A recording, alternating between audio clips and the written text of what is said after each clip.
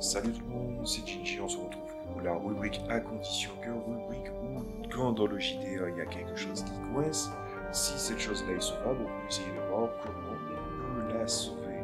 Donc à condition que sur les traits préparés depuis déjà très longtemps et que j'avais envie de moderniser, j'avais un petit peu parlé des circonstances dans lesquelles en fait la trahison pourrait justement s'établir.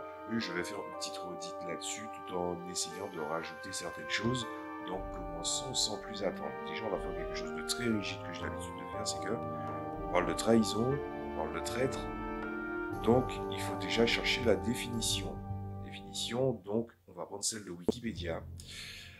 La trahison est le fait d'abandonner, de livrer à ses ennemis ou de tromper la confiance d'un groupe, politique ou religieux, d'une personne, amis, amants et famille, ou de principes, moraux ou autres. Il y a différents degrés dans la trahison. Le point commun est de briser une loyauté, de prendre secrètement le parti ou le corps de l'ennemi. C'est l'image populaire du coup de poignard dans le dos. Donc on va déjà enfoncer des portes ouvertes, parce que tout le monde sait qu'est-ce qu'une trahison. Je vous l'ai défini, je vous l'ai défini de manière propre grâce à Wikipédia, mais vous le saviez avant ce qu'était une trahison, je le savais aussi, et à ce moment-là on peut se poser honnêtement la question, qu'est-ce qui fait que les trahisons dans les jeux de rôle sont mauvais ou mal interprétés? Je peux me permettre de dire mauvais parce que parce qu'il peut y avoir deux problèmes. On va dire un problème, on va dire, qui est structurel au niveau de ce que compose le jeu de rôle et aussi de comment on interagit avec le jeu de rôle. Et le second, je dirais que c'est par rapport au fait que la, on ne, le meneur de jeu plus précisément et le joueur peut-être en question ne se rend pas compte de ce qu'il va faire. Alors déjà, on va commencer par le plus simple, on va commencer plus par l'aspect humain. Alors, le meneur de jeu, il veut intégrer des traites, il veut de la trahison, il veut aussi parfois, et c'est souvent ça le problème avec les gens, qui font qui veulent de la trahison à la table, c'est qu'ils veulent choquer. Choquer, pour moi, c'est comme faire sursauter. Vous voyez, dans les films d'horreur, c'est exactement la même chose. C'est-à-dire que on peut être choqué, et puis après, en fait, ça fonctionnera moins les prochaines fois. Mais le problème ne se pose pas là, parce que j'ai bien dit qu'on va se focaliser sur le facteur humain. Alors, quel est le problème sur le facteur humain? Dans le facteur humain, déjà, on va commencer par régler un petit truc. La notion de trahison, on va dire, dans la façon la plus brute dont ça peut intervenir à une table de jeu de rôle, se doit d'être encadré par le meneur de jeu. Si vous êtes joueur et que vous entendez ça, ça veut dire que si vous avez envie à un moment de trahir les joueurs, et trahir les joueurs, ça ne veut pas dire ah là là, tu te mets du côté de l'ennemi. C'est pas seulement ça. Ça peut être aussi, vous savez que vous êtes en difficulté, pour avoir géré le truc, pour avoir déjà vu ça littéralement dans une partie où vous jouez. Les joueurs sont en difficulté, les personnages joueurs sont en difficulté, vos alliés sont en difficulté, le joueur n'a pas envie de perdre son personnage, il décampe, il sort de la scène. Dans une approche où la majorité des jeux de rôle action-aventure, parce que je parle spécifiquement des jeux de rôle action-aventure, la politique, on va dire, des joueurs par défaut, c'est le no retreat, no surrender. Cela peut être compté pour une trahison. Ensuite, il y a la trahison qui est déjà un peu plus pernicieuse, c'est-à-dire aussi la trahison concernant en fait le fait que vous ayez décidé de trahir les personnages sans jamais avoir à interagir avec le meneur de jeu pour qu'il puisse au moins aider ou qu'il puisse au moins comprendre ce qui va se passer. Alors à ce moment-là, on pourrait se dire oui, mais c'est le joueur qui avait envie de choquer tous les autres. Sauf que vous ne comprenez pas bien, dans l'ensemble, ce qu'implique une trahison. Il faut penser la trahison avant, pendant et après. Sauf qu'en amont, si un joueur par lâcheté décide de quitter la scène, là où les gens ont une politique de no retreat, no surrender, et dans le cas où il ne prévient pas le meneur de jeu à l'avance, eh ben, du coup, indirectement, de manière, on va dire plutôt involontaire, pas indirectement, mais de manière involontaire, il commet la plus grande faute qu'il ne faut pas faire, enfin, la plus grande faute à ne pas faire dans le jeu de rôle, c'est-à-dire, tu joues aux dépens des joueurs et pas avec eux. Un des trucs qu'on explique, qu'on doit poser les choses carrées, c'est-à-dire après les phases des expérimentations, où les joueurs, ils ont entendu de la part des meneurs de jeu, le jeu de rôle, on peut faire ce qu'on veut, chose que je ne défends pas, au contraire, je dis qu'il faut arrêter de dire ça. Dans le jeu de rôle, tu fais pas ce que tu veux. Le but, c'est de jouer les uns avec les autres. À partir du moment où il y en a un qui décide de se barrer, ou à la limite, s'il veut se barrer, il devrait préparer la retraite avec les autres. Et ça, il y a des moyens d'aider mécaniquement grâce au jeu d'action-aventure. Ça finit par poser certains problèmes. Vous devez toujours jouer les uns avec les autres. Si vous voulez trahir, si vous voulez être un traître ou quoi que ce soit, il faut demander au préalable au meneur de jeu. Mais on arrive aussi au point où, quand on évolue dans le jeu de rôle et qu'on décide d'être un traître avec le meneur de jeu, c'est pas forcément mieux, hein. Alors, je l'ai déjà dit, je vais le redire ce que j'avais déjà dit là-dessus. Je déteste le loup-garou de tierce-lieu et je déteste Among Us. Je déteste ce genre de jeu-là. Ces jeux-là se basent sur la vengeance, la délation et aussi la paranoïa. Quand vous allez jouer à une partie de Among Us ou du loup-garou de tierce-lieu, mais on va plutôt prendre Among Us parce que de 1 c'est un jeu vidéo et de 2 on trouvera des joueurs plus facilement puisque c'est un jeu vidéo. Quand vous allez faire une partie, vous allez en fait essayer d'être soit du bon côté et de faire les objectifs et de montrer patte blanche systématiquement, soit vous êtes du mauvais côté et vous allez essayer d'utiliser tous les moyens pour pouvoir saboter les autres joueurs. Jusque-là, il n'y a pas de souci, c'est facile à comprendre. Le problème, c'est que quand vous gagnez de nombreuses parties et que vous jouez avec exactement les mêmes joueurs, ces joueurs-là peuvent vous soupçonner parce qu'ils vous ont trahi. Enfin, vous les avez trahis. Ce qui veut dire que c'est un jeu où les joueurs peuvent se venger vis-à-vis d'une partie précédente. Un jeu un jeu dont la réaction des joueurs et une des possibilités des joueurs, c'est de saboter un autre sous prétexte qu'il a bien joué, même si ce n'est pas dans les règles, ce n'est pas un bon jeu. Parce qu'il entraîne ça, en fait. Ah ben dans le cas du jeu de rôle, on est pleinement dedans. Vous avez décidé de faire un personnage qui est un traître. Imaginons les deux scénarios. Le scénario où le meneur de jeu n'est pas au courant et celui où il est au courant. Il n'est pas au courant. Vous avez décidé de trahir. Ah là là, c'est choquant. Ah oui, machin. Alors, poussons quand même le truc en essayant de mettre un point médian, c'est-à-dire le moment où il y a eu au moins un mort à cause de vous. Les joueurs, il y aura le débrief. Ah ouais, mais la trahison, hein, comment vous avez préparé ça? Ah là là, mais oui. Celui qui a perdu son perso, ça dépend si c'est son premier perso, son second, machin. Mais par contre, si c'est son premier perso, c'est choquant. Il a perdu son perso, il apprend qu'il y a un des joueurs qui était un traître. Et après, évidemment, la question qui va se poser, c'est que les joueurs vont se dire, à raison, ah oui, mais du coup, oui, mais comment vous avez préparé ça? Et le meneur de jeu dit, c'est lui. Moi, j'étais pas au courant qu'il allait faire ça. Le meneur de jeu n'est pas au courant. Toute la faute incombe à ce gars-là. Alors, évidemment, ce que j'ai toujours fait dans mes tables de jeu de rôle, c'est que j'ai toujours fait en sorte que je leur dis, si un joueur vous a posé un problème, vous allez le régler entre vous. Mais un personnage joueur n'a pas le droit de se venger d'un autre personnage joueur qui a tué le précédent PJ de quelqu'un. Je préfère le dire dès le départ, comme ça il n'y a pas de problème. Voilà. Et puis après, admettons maintenant que là, le meneur de jeu, il était au courant.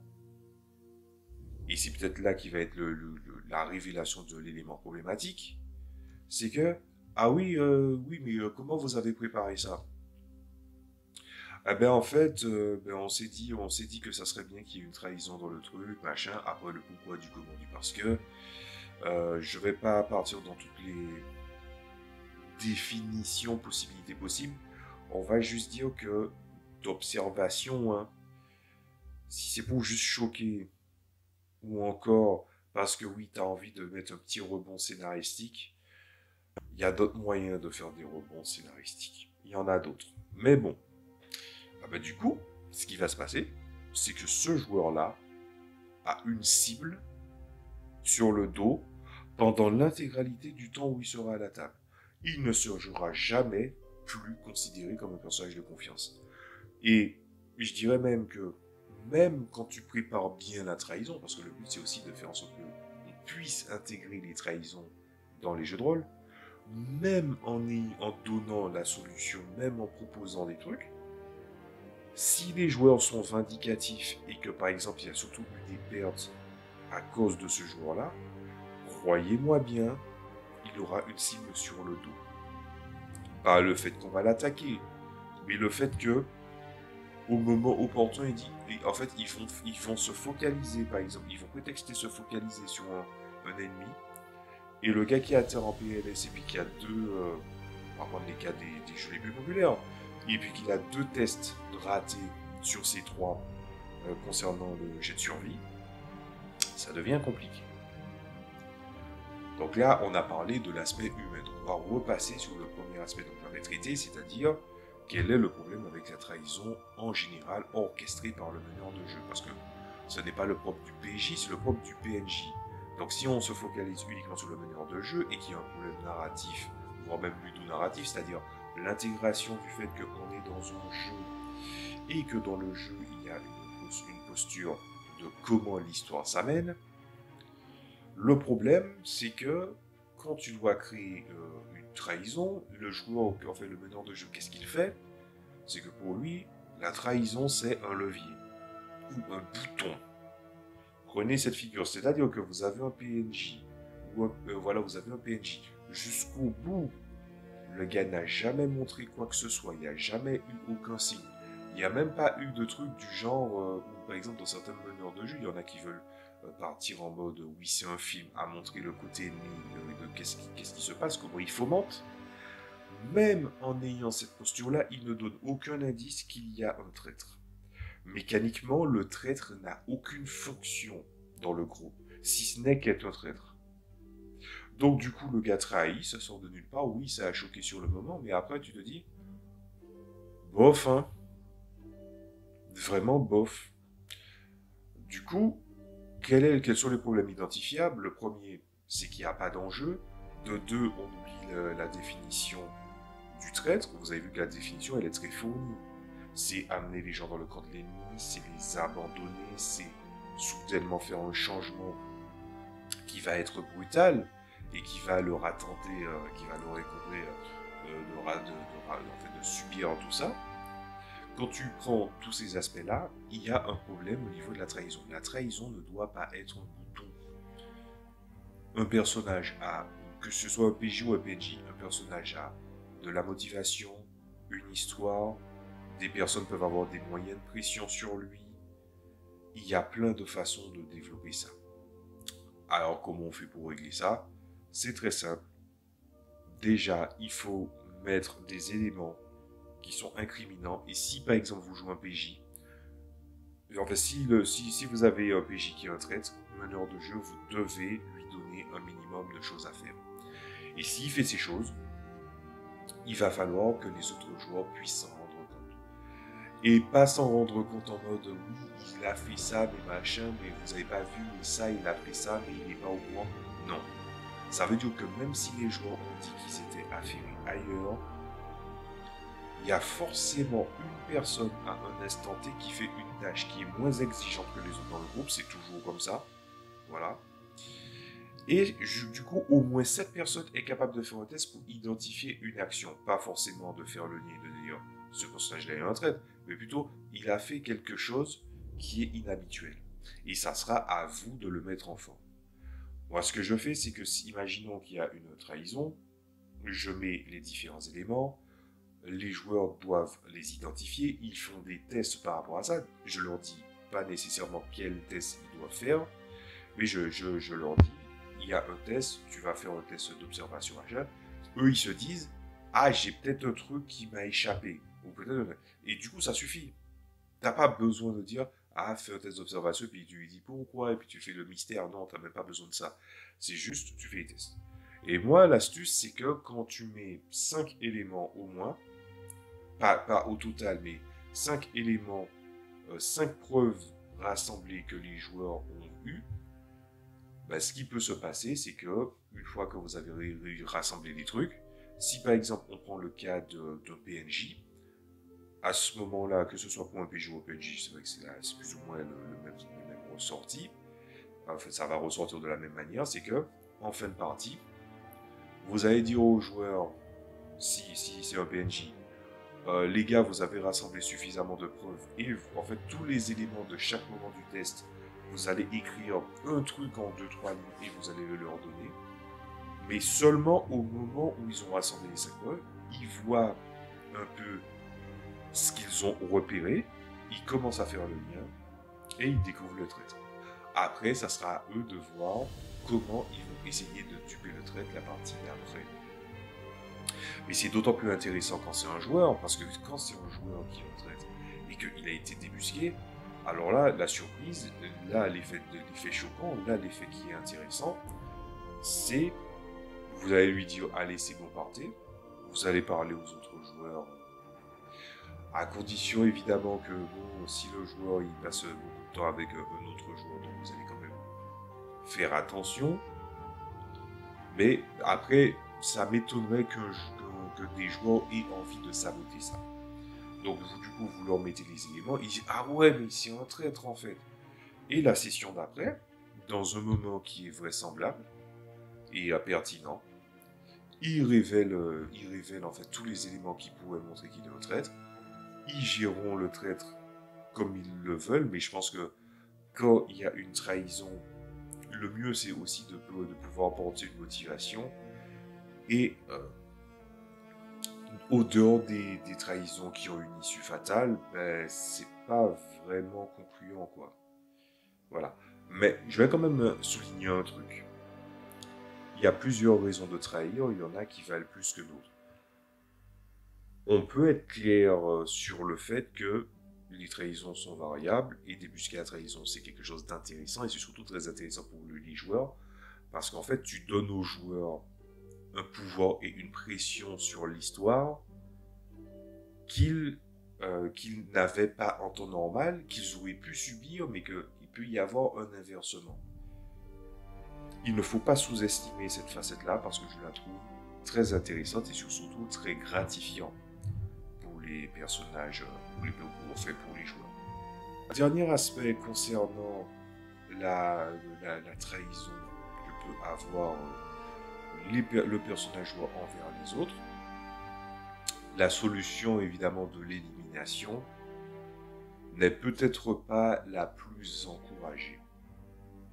Voilà, parce que il suffira juste de le supprimer, l'autre personnage, l'autre joueur fait un autre personnage, et on le sait très bien, les joueurs aiment bien les Redemption Arc, les personnages, enfin plutôt les gens aiment beaucoup les Redemption Arc. Ça peut être une très très bonne solution. Voilà, c'est tout ce que j'avais à dire sur les circonstances de trahison. Alors évidemment, il y a des moyens de construire une trahison beaucoup plus efficace, mais on peut essayer de faire un récapitulatif sur ce qui est bien en matière de ce qu'il y a à retenir dans cette vidéo. Donc la première chose, c'est que les trahisons, c'est quelque chose qui se prépare, il y a un avant, un pendant et un après. Ensuite, que les joueurs ne sont pas forcément réceptifs aux trahisons, donc il faudra mieux les bricoler.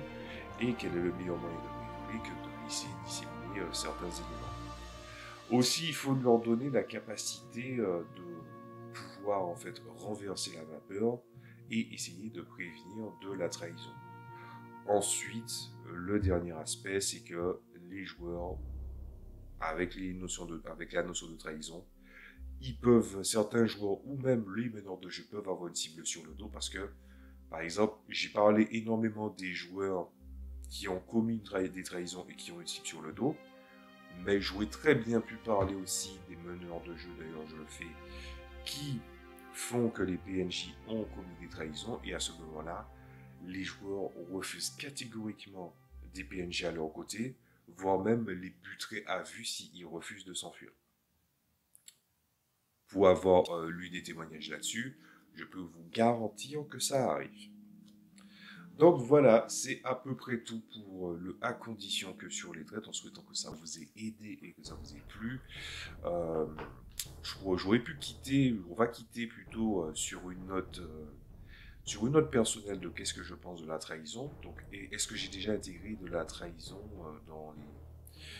dans mes jeux de rôle? La réponse est oui. Est-ce qu'il y avait ces éléments-là ou est-ce que je me suis cassé les dents là-dessus? Non, j'ai préparé en amont, c'est-à-dire que les joueurs avaient la capacité de débusquer la trahison. C'est juste que dans les cas où dans les grands cas où ça a vraiment fonctionné, ça a vraiment eu l'effet de surprise, c'est que, comme je l'ai dit, les personnages non joueurs comme les personnages joueurs ont des ambitions, ont des motivations, ils ont énormément de choses qui les composent. Les personnages ne sont pas juste la somme d'une stat block et d'une fiche. Et en fait, la manière dont j'ai planifié la trahison, c'est que même si j'ai révélé les motivations du personnage, du PNJ en question, le fait est que entre ce que le PNJ avait dit et en fait la trahison qui est survenue, ça n'a pas été déconnant parce qu'il a eu le bon choix des mots. Alors, c'est peut-être une approche beaucoup plus avancée, c'est-à-dire que ton personnage non-joueur, le personnage que tu vas interpréter, va avoir phrasé une façon de s'exprimer, va utiliser des mots bien précis. Jouer sur les mots, c'est à double tranchant, je le dis très clairement. Quand j'interprète un personnage, j'essaie vraiment de garder le même registre de langage et les mots exacts quand il s'agit de construire. Surtout quand ton personnage c'est un mastermind. Voilà, surtout que je dois m'inspirer des masterminds. Surtout quand ton personnage c'est un mastermind, il va forcément utiliser le bon choix des mots pour après, si jamais il vient à trahir.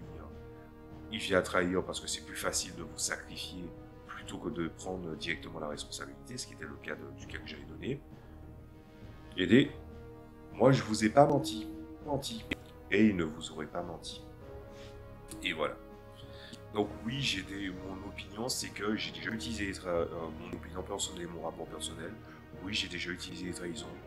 Oui, dans l'ensemble, ça s'est bien passé. Des joueurs ont non seulement... en fait, c'est pas qu'ils ont empêché un traite. Il y a des joueurs qui sont même allés au-delà, c'est-à-dire qu'ils avaient le bagage. Enfin, le personnage non-joueur avait le bagage pour être potentiellement un traite à un moment donné pour le personnage que j'avais créé. Sauf que les joueurs ont tellement fait du bien autour de ce personnage-là que la trahison n'a jamais eu lieu de la campagne. Je l'ai révélé bien après. Voilà. Donc, outils à utiliser, procédé narratif à utiliser, chose qui peut très bien exister dans un univers fourni, une campagne fournie, mais on doit l'utiliser qu'à certaines conditions, et que ces conditions soient le moins frustrantes possible. Je vous dis à la prochaine fois pour d'autres vidéos. Salut à tous.